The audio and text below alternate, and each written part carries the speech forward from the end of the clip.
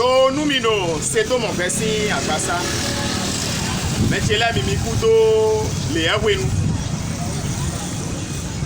Nous y habitant Ténégordie.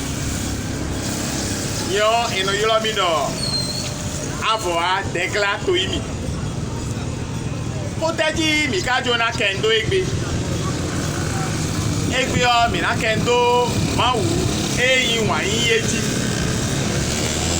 Mawu eyin wa ye. Mawu eyin wa nu gbeto e.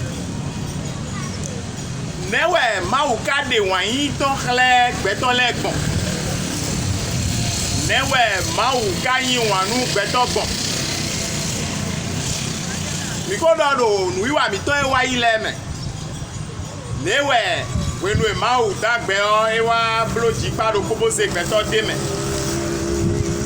Onwesi wudo gbeto do le o eze bido aloton me. Bokawa do sen do poni. Mo gbeto wa ta fo sen mo nko ton ji. Mo be sin we nenu on ko mesin mawu ton e do gbeto ji. Bo wenu e gbeto igba sen mo nko ton. Mi wa mo ha do. Bi be me sin we ma. Taton atongo ki kame afotongo no mawado ba eyin to li bi feton donu beto e wa donu daodo na ze me ma mo gbo do wi podo yanu on po si teti na ze me ma mo gbo do jiji me yanu on ton Poto kunkato eko teti. Yonu osin jiji me o ena gbata to e. Bo we dan ana hanwa ko gben ni. O gbe mo nko ton mi na wa mo chiche me wi wa ton lo wenu e Jesu Kristu na wa ikugba on jido o. Wenu e Jesu wa bo na wa kunlenga si anso. Mi modo a obi ogbon won le win teme me bona han so mo nko ton hegbele lo mi ka mono wi wa ton le bi ku ime o Jesu du deji pa so e gbe we ton bo wa o mo le kan si an so e Jesu na wa o Jesu wa so mo nko ton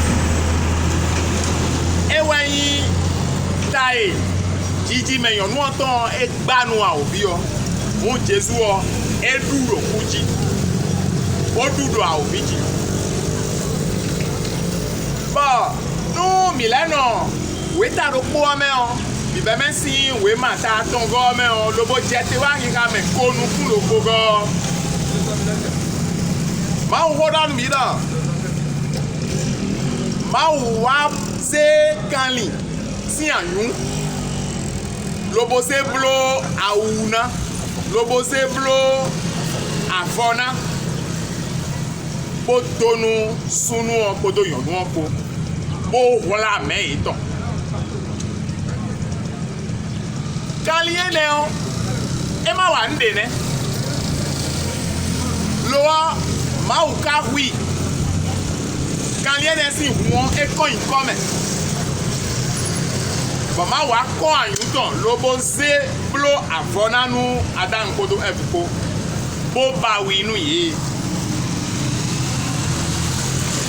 toli we ife tu wa mi ka pon we ma o le bo blo do fune o bo nu mo nko to e ma o blo do fune o e do di declare mi we wele gan sin aso e Jesu na wa o we nu e Jesu wa ai home o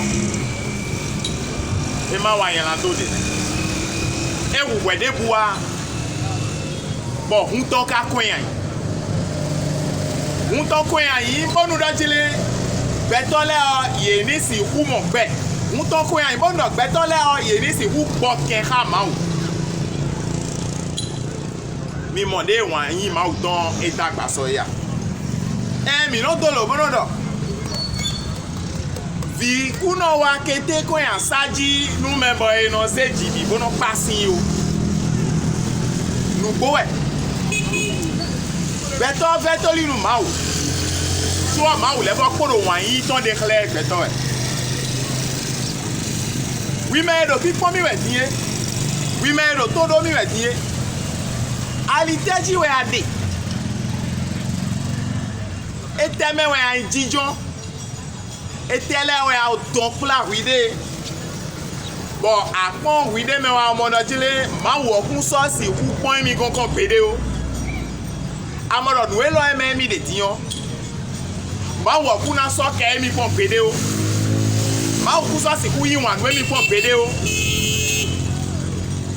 bon ma don we do wan yi ma uton epodo te tegbe kakawa je igbe ẹ̀yin àfẹ́kọ́sí kú zègbé dáadáa gbé ọ́